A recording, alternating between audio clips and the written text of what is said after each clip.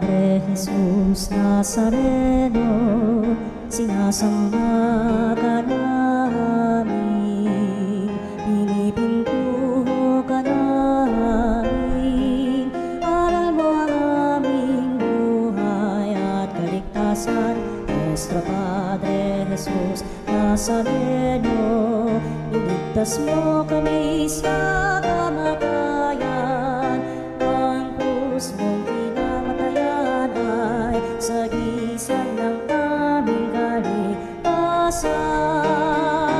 Nuestro Padre Jesus Nazareno, dinarangal ka namin. Nuestro Padre Jesus Nazareno, inulwalhati ka namin. Nuestro Padre Jesus Nazareno, inarangal ka namin. Nuestro Padre Jesus Nazareno, inulwalhati ka namin.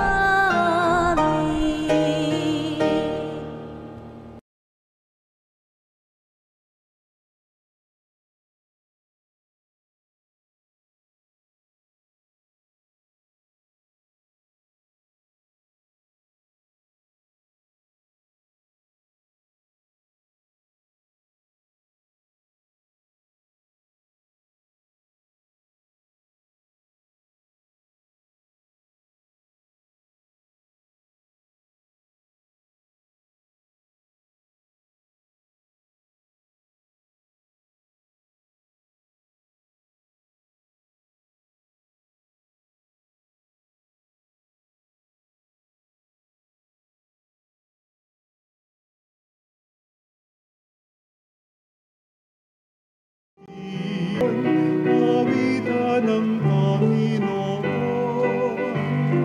sa piging sariwain, pagliligtas niya sa atin.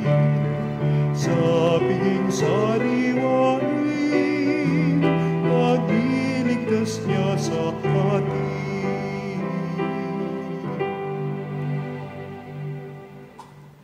Tayo po'y nagkakatipon-tipon sa ngalan ng Ama at ng Anak at ng Espiritu Santo. Amen. Ang pagpapala ng ating Panginoong Jesucristo, ang pag-ibig ng Diyos Ama at ang pakikipagkaisa ng Espiritu Santo naway sumainyong lahat. At sumayo rin. Mga kapatid, aminin natin ang ating mga kasalanan upang tayo maging marapat gumanap sa banal na pagdiriwang. Inaamin ko Sa makapangyarihang Diyos at sa inyo mga kapatid, na lubha akong nagkasala sa isip, sa salita, sa gawa, at sa aking pagkukulang, kaya isinasamo ko sa mahal na Birheng Maria, sa lahat ng mga anghel at mga banal, at sa inyo mga kapatid, na ako'y panalangin sa Panginoong ating Diyos. Kawan tayo ng makapangyarihang Diyos, patawarin tayo sa ating mga kasalanan, at patnubayan tayo sa buhay na walang hanggan. Amen. Panginoon, kaawaan mo kami. Panginoon, kaawaan mo kami. Kristo, kaawaan mo kami. Kristo, kaawaan mo kami. Panginoon, kaawaan mo kami. Panginoon, kaawaan mo kami. Manalangin tayo. Ama naming makapangyarihan, ipagkaloob mong lagi naming kaligayahang ikaw ay paglingkuran, sapagkat walang maliw at walang kahulilip ang kasiyahan, kapag sumasamba kami sa iyong kapangyarihang nagpapairal sa tanang salibutan, sa pamamagitan ni Jesucristo, kasama ng Espiritu Santo, magpa sa walang hanggan. Amen. Pagbasa mula sa unang aklat ng Makabeyo. Noong mga araw na iyon, ang mga kanang kamay ng hari na inatasang pilitin ang mga taong sumamba sa mga Diyos-Diyosan ay nagtungo sa lungsod ng Modin upang utusan ang mga taga-roon na naghandog sa mga dambanang pagano. Maraming Israelita ang lumapit at nagtipon-tipon sa paligid nila. Naroon din si Matatayas at ang 5 niyang anak. Nilapitan si Matatayas ng mga kinatawan ng hari at sinabi, Ikaw ay pinunong iginagalang dito at sinusunod ng iyong mga kaanak. Manguna ka sa pagtupad sa utos ng hari, gaya ng ginawa ng mga Hentil at ibang mga taga-Hudeya at Jerusalem. Gawin mo lamang ito at tiyak na mapapamahal ka sa hari, pati ng iyong mga anak, at gagantimpalaan ka niya ng pilak, ginto at iba pang kaloob. Ngunit malakas na sumagot si Matatayas. Kahit lahat ng Hentil ay sumunod sa hari, at dahil dito'y nilabag nila ang relihiyong ipinamana ng kanilang mga ninuno, kami ng aking sambahayan at mga kamag-anakan ay tutupad pa rin sa tipang ibinigay sa aming mga ninuno. Huwag namang ipahintulot ng Diyos na sumuway kami sa kanyang mga utos. Hindi kami susunod sa gayong ipinagagawa ng hari, at lalo namang hindi kami magtataksil sa aming relihiyon kailanman. Katatapos pa lamang na magsalita si Matatayas ng isang kapwa Hudyo, ang kitang-kitang lumapit sa dambanang nasa Modin at naghandog bilang pagsunod sa utos ng hari. Nang makita ito ni Matatayas, nag-alab siya sa puot. Nilapitan niya ito at pinatay sa harap ng dambana. Pinatay rin niya ang mga sugo ng haring pumipilit sa mga tao na maghandog sa dambanang pagano. Pagkatapos, sinira niya ang dambana. Sa ganitong paraan, ipinakita niya ang kanyang pagmamalasakit sa kautusan, gaya ng ginawa ni Phineas nang patayin nito si Zimri na anak ni Zalum. Matapos gawin ito, nilibyot ni Matatayas ang buong lungsod na ganito ang isinisigaw. Sino mang tapat sa tipan ng Diyos at tumutupad sa kanyang mga utos ay sumunod sa akin. Pagkatapos nito, siya at ang kanyang mga anak ay namundok. Iniwanan nila ang lahat ng kanilang ari-arian sa lungsod. Ang marami na naniniwalang dapat sundin ang utos ng Diyos at mga tuntunin ng kanilang reliyon ay lumabas din at sa ilang na naninirahan. Ang salita ng Diyos. Salamat sa Diyos. Ang masunurin sa Diyos ay sasagipin niyang lubos. Ang masunurin sa Diyos ay sasagipin niyang lubos. Ang dakilang Panginoon, ang Diyos na nagsasaysay, ang lahat ay tinatawag sa silangan at kanluran. Magmula sa dakong Siyon, ang lungsod ng kagandahan, makikita siya roong nagniningning kung pagmasdan. Ang masunurin sa Diyos ay sasagipin niyang lubos. Ang lahat ng matatapat na lingkod ko ay tipunin. Silang tapat sa tipankot, naghahandog niyong hain. Ang buong kalangitay, naghahayag na ang Diyos, siyang hukom na matuwid, kung humatol ay maayos. Ang masunurin sa Diyos ay sasagipin niyang lubos. Ang ihandog ninyo sa Diyos ay ang inyong pasalamat. Ang pangakong handog ninyo ay tuparin ninyong lahat. Kung kayo ay may bagabag, ako lagi ay tawagin. Kayo'y aking ililigtas, ako'y inyong pupurihin. Ang masunurin sa Diyos ay sasagipin niyang lubos. Alleluia, alleluia, alleluia, alleluia, alleluia, alleluia. Dinggin ninyong lahat ngayon ang tinig ng Panginoon sa loob na mahinahon. Alleluia, alleluia. Sumainyo ang Panginoon. At sumayo rin. Ang mabuting balita ng Panginoon ayon kay San Lucas. Papuri sa iyo, Panginoon.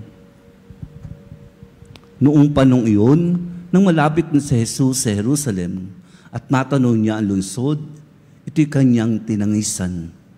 Sinabi niya, Kung nalalaman mo lamang sa araw na ito kung ano makapagdudulot sa iyo ng kapayapaan, ngunit dingid ito ngayon sa iyong paningin. Sapagkat darating ang mga araw na papaligiran ka ng kuta ng iyong mga kaaway, kukubkubin at gigipitin sa pagkabi-kabila. Wawasakin ka nila at lilipurin ang mga anak mo sa loob ng iyong muog. At ni isang bato'y wala siyang iiwan sa ibabaw ng kapwa bato. Sapagkat hindi mo pinansin ang pagdating ng Diyos upang iligtas ka. Ang mabuting balita ng Panginoon. Pinupuri ka namin, Panginoong Hesukristo.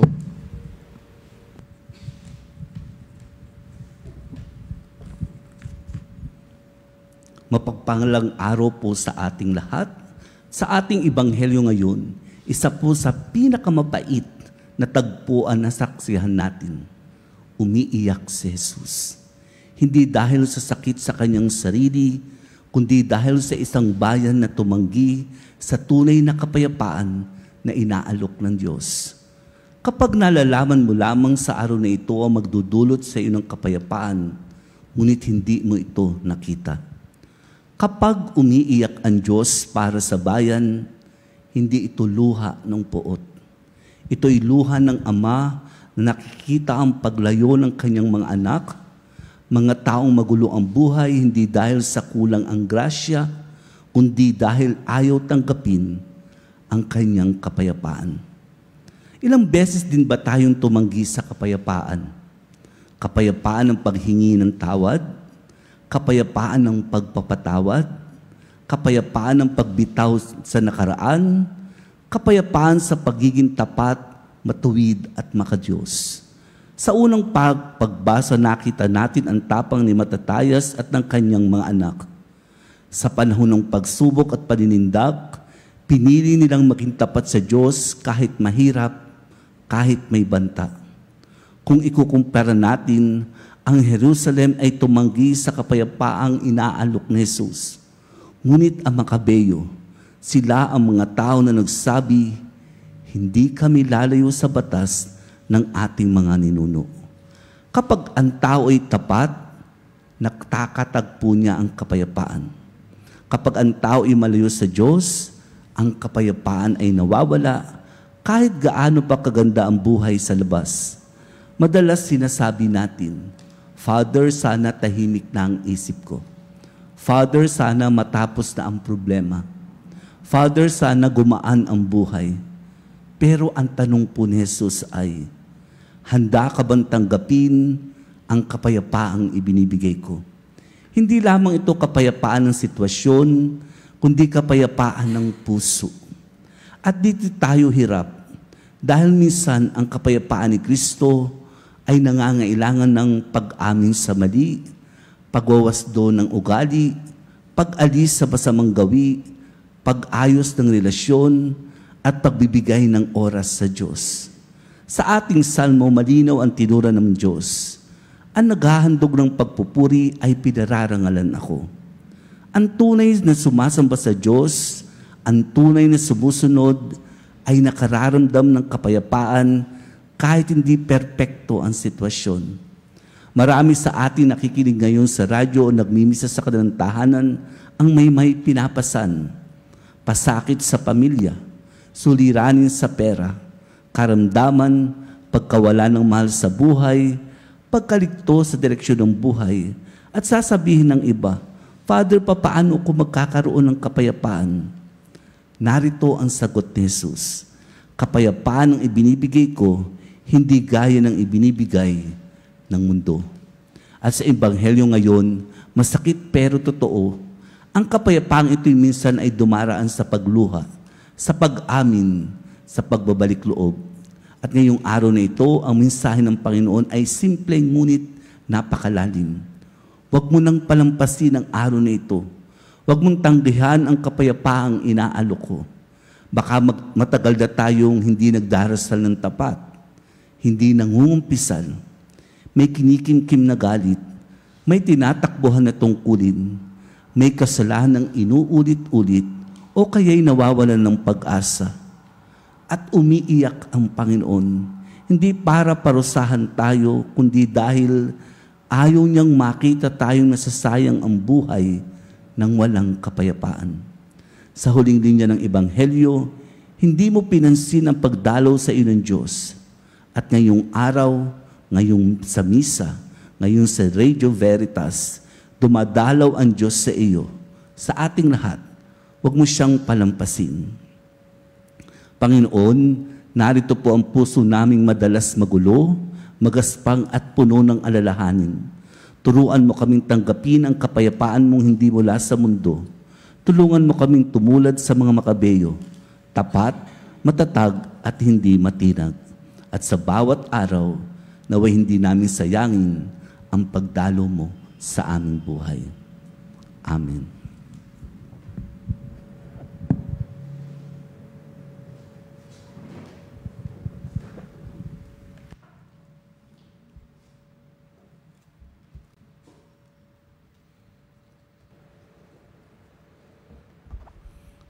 Ipanalangin natin ang ating mga pangangailangan bilang bahagi ng ating paglalakbay ng pananampalataya, bilang pagsunod kay Kristo patungo sa walang hanggang Jerusalem, ang pinangakong mamanahin natin.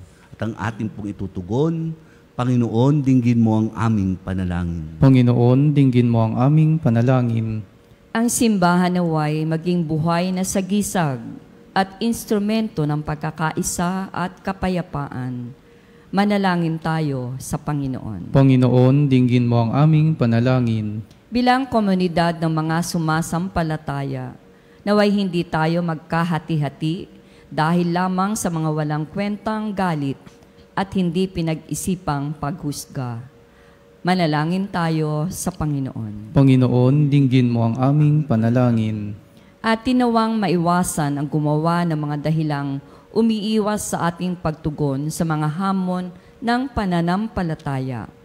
Manalangin tayo sa Panginoon. Panginoon, dinggin mo ang aming panalangin. Ang mga kasawian sa buhay o pagkakasakit naway hindi makasagabal sa ating pagnanais na sundan si Kristo maging sa pagpapakasakit. Manalangin tayo sa Panginoon. Panginoon, dinggin mo ang aming panalangin. Sa mga tapat na yumao, sanay maibigay ang walang hanggang kaligtasan. Manalangin tayo sa Panginoon. Panginoon, dinggin mo ang aming panalangin. At sa sandali pong katahimikan, ibulong po natin sa ating Panginoon ang ating mga pansariling kahilingan, lalong-lalo na po ang kahilingan ng miyembro ng ating pamilya.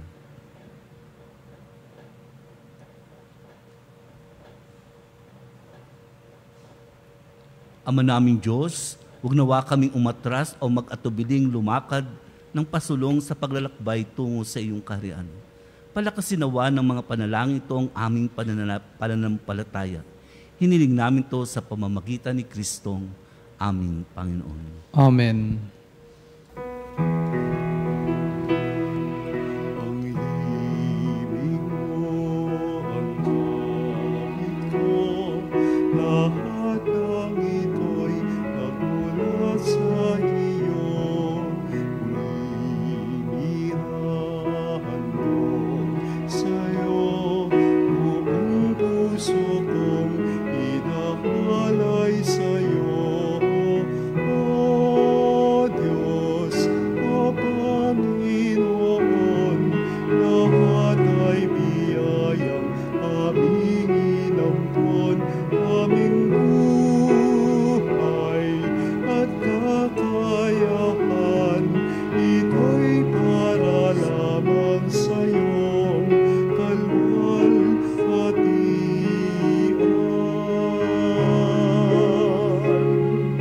Ito'y para lamang sa'yong kalwalhatian.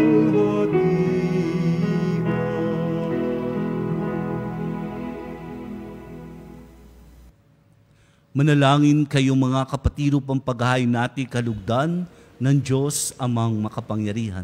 Tanggapin nawa ng Panginoon itong paghahain sa iyong mga kamay sa kapurihan niya at karangalan sa ating kapakinabangan at sa buong sambayanan niyang banal. Ama naming lumikha, ipagkalubong ang iyong masintahing pagtingin sa aming mga alay, upang ang kagandahang loob mo ay aming makamtan, at ang bunga ng walang hanggang pag-iral ay aming mapakinabangan.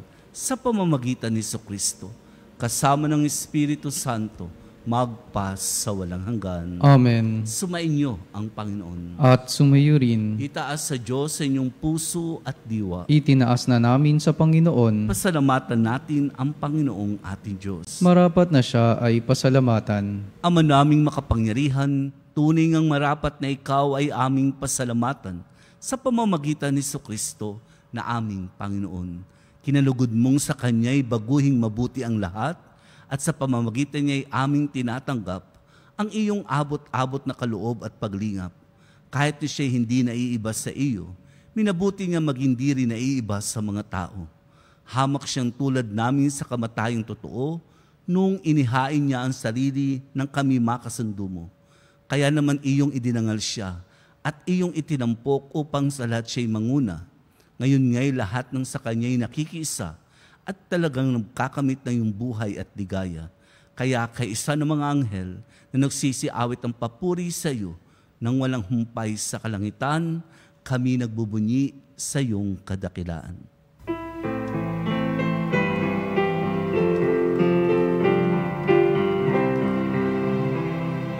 Santo, Santo, Santo, Panginoong Diyos ng mga napupuno ang langit at lupa ng kadakilaan mo. Hosana, Hosana sa kaitang.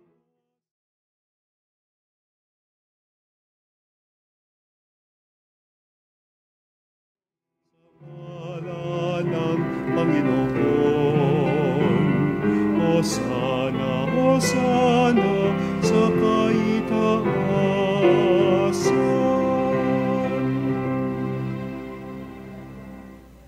Ama naming banal, ikaw ang bukal ng tanang kabanalan. Kaya't sa pamamagitan ng iyong Espiritu, mong banal ang mga kaloob nito upang para sa amin maging katawan at dugo ng aming Panginoong Hesukristo.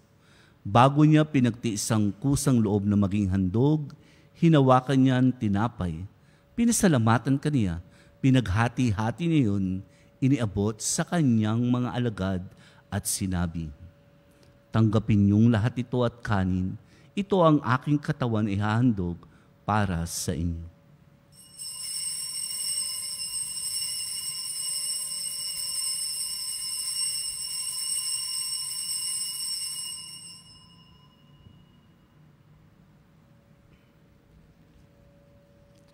Gayon din naman nang matapos ang hapunan, hinawakan niya ang kalis, muli kanyang pinasalamatan. Inabot niya ang kalis sa kanyang mga alagad at sinabi, "Tanggapin niyong lahat ito at inumin. Ito ang kalis ng aking dugo, ng bago at walang hanggang tipan, ang aking dugo na ibubuhos para sa inyo at para sa lahat sa ikapagpapatawad ng mga kasalanan. Gawin niyo ito sa pag-alala sa akin."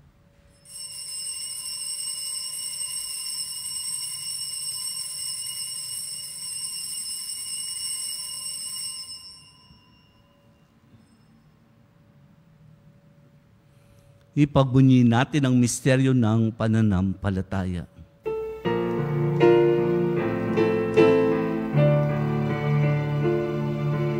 Ang kamatayan mo, Panginoon, aming ipinahayag. Ang muli mong pagkabuhay ay pinagdiriwang hanggang sa iyong pagbabalik. Hanggang sa iyong pagbabalik.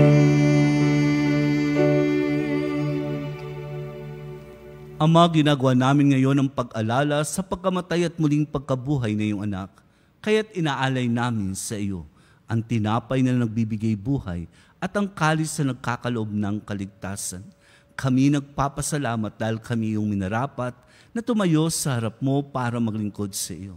Isinasamo namin kami masasalo-salo sa katawan at dugo ni Kristo ay mabuklod sa pagkakaisa sa pamamagitan ng Espiritu Santo.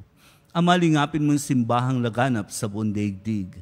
Puspusin mo kami sa pag-ibig, kaysa ni Leon na aming Papa at ni Elias na aming Obispot ng Tanang Kaparian. Alalahanin mo rin ang mga kapatid naming nahimlay na may pag-asang sila'y muling mabubuhay, gayon din ang lahat ng mga pumanaw.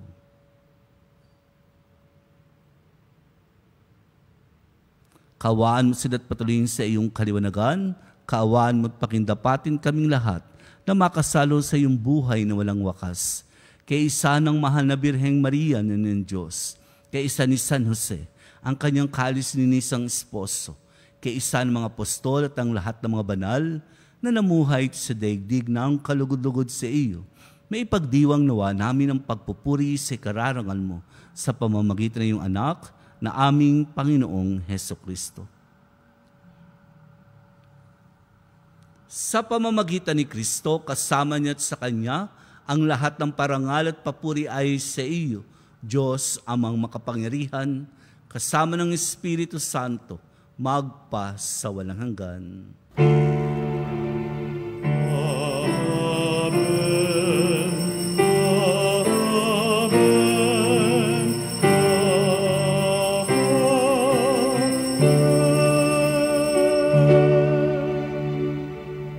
Sa tagubilin na kagagaling na utos at turo ni Jesus na Panginoon natin at Diyos, ipahayag natin ng lakas loob.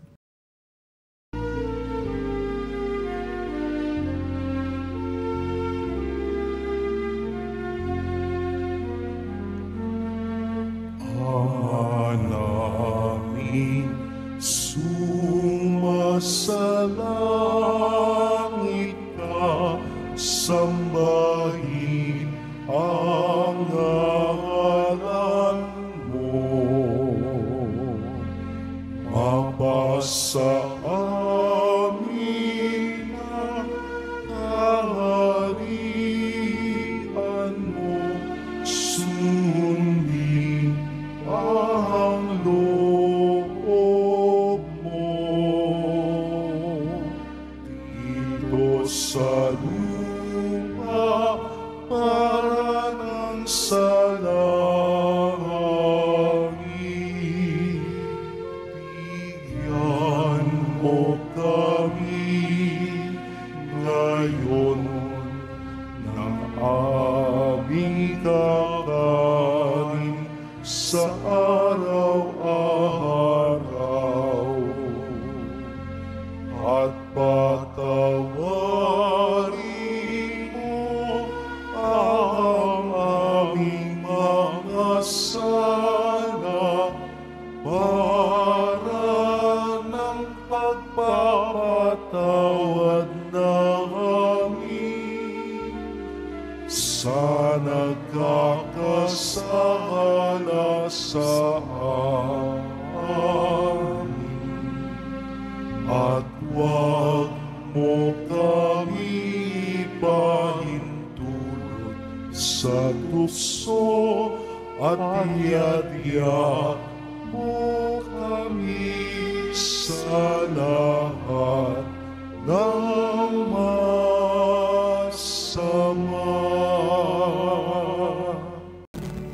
Hinihiling nami kami adya sa lahat ng masama, pakalooban ng kapayapaan araw-araw, iligtas sa kasalanan at ilayo sa lahat ng kapahamakan. Samantalang aming pinananabikan ang dakilang araw ng pagpapahayag ng tagapagligtas naming si Jesucristo. Sapagat iyo ang kaharian at ang kapangyarihan at ang kapurihan, magpakailanman. Amen. Panginoong Jesucristo, sinabi mo sa iyong mga apostol, kapayapaan ang iniwan ko sa inyo, ang aking kapayapaan ang ibinibigay ko sa inyo. Tunghayan mo ang aming pananampalataya at huwag ang aming mga pagkakasala. Pakalooban mo kami ng kapayapaan at pagkakaisa ayon sa iyong kalooban, kasama ng Espiritu Santo, magpa sa walang hanggan. Amen. Ang kapayapaan ng Panginoon ay laging sumainyo. At sumayo rin. Magbigayin po tayo ng kapayapaan sa isa.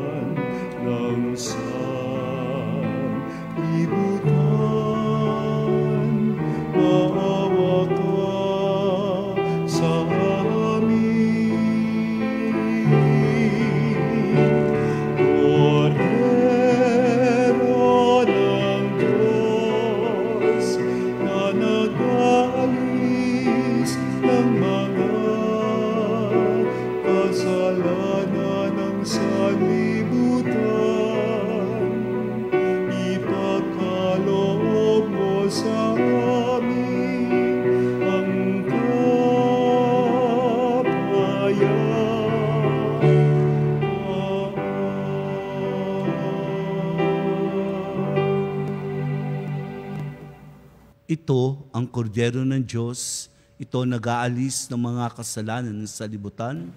Mapalad ang mga ininyayahan sa kanyang piging. Panginoon, hindi ako karapat-dapat na magpatuloy sa iyo, ngunit sa isang salita mo lamang ay gagaling na ako.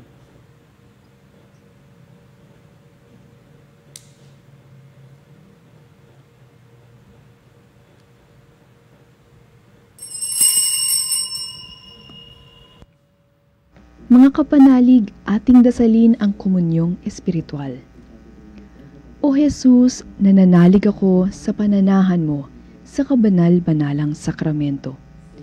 Minamahal kita higit sa lahat at hangad ka ng aking kaluluwa.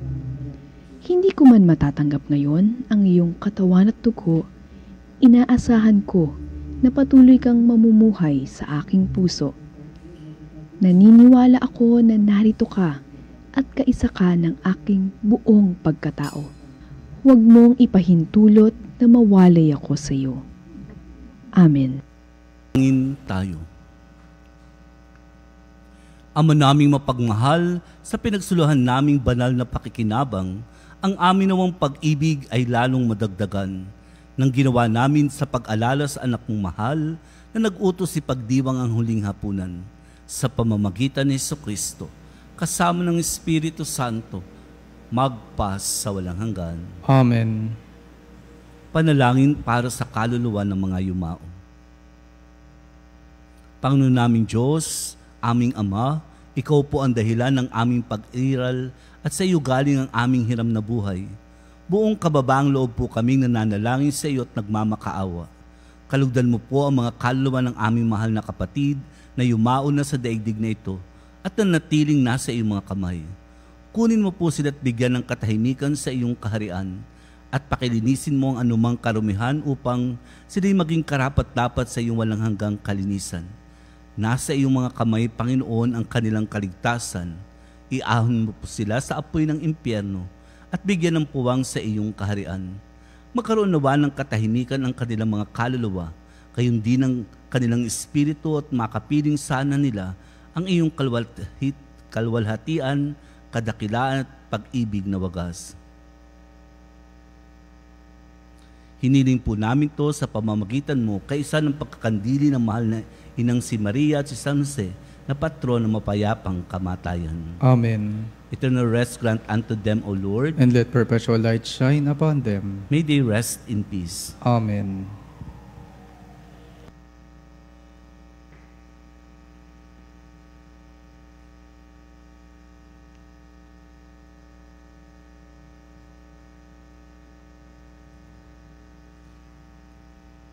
Patalastas po, makiisa tayo sa pagdiriwang at pagpupuri kay Kristo na ating tunay na Hari at Panginoon.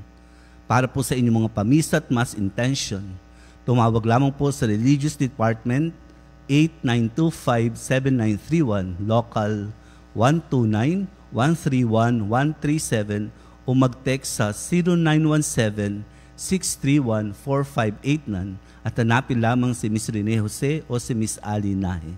Maraming salamat po.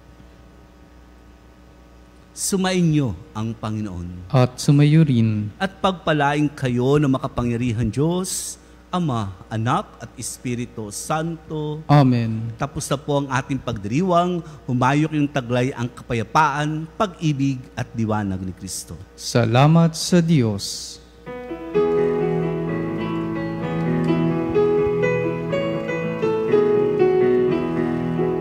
Magsingawin kayo sa Panginoon. Hallelujah! Magsingawin sa Panginoon.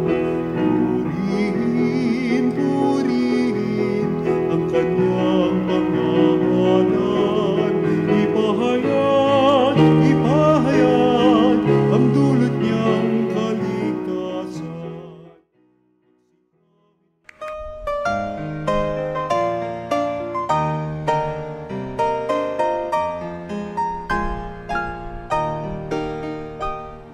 Nuestro Padre Jesus Nazareno, sinasamba ka namin, pinipintuho ka namin,